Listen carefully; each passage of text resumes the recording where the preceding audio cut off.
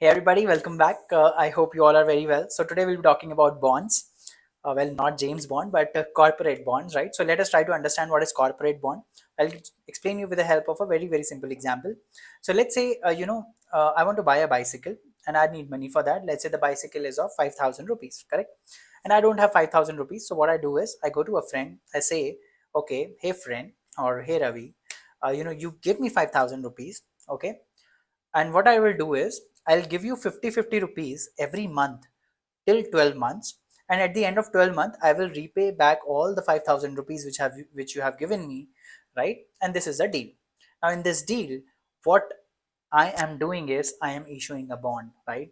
So you see in this deal, the other party, my friend, what he's getting 50 rupees consistent money every month. So by the end of 12 months, he's getting 600 rupees, 15 to 12. And also he's getting back 5,000 rupees which he had initially given me, right? So he's essentially getting 5,600 rupees, right? So this is a whole concept of a bond, right?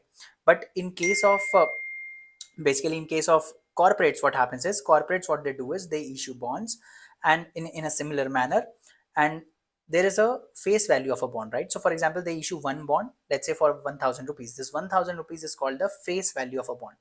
Face value means that if you return that bond to the company is liable to pay you 1,000 rupees, correct?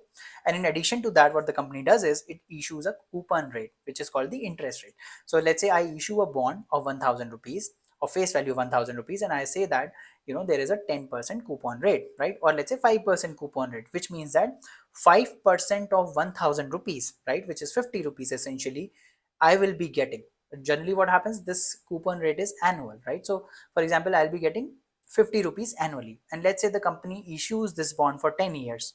It means that for 10 years I'll be getting 50 rupees annually, and by the end of 10th year I'll be getting back 1,000 rupees what I have invested. So essentially I'm getting 50 into 10, which is 500 rupees, plus 1,000, which is 1,500 in total I am getting, correct? Now the question comes, why do companies issue bonds? Because bonds are cheaper. If let's say the company goes to a bank, the bank would charge an interest rate of 10-11%, right? But if the company issues a bond, they are just paying you an annual interest of 5%, right? So bonds are cheaper in that respect, right? And they also fluctuate with the interest rate, right? So if interest rate rises, the bond prices will go down. So you can trade this bond in the secondary market as well, right?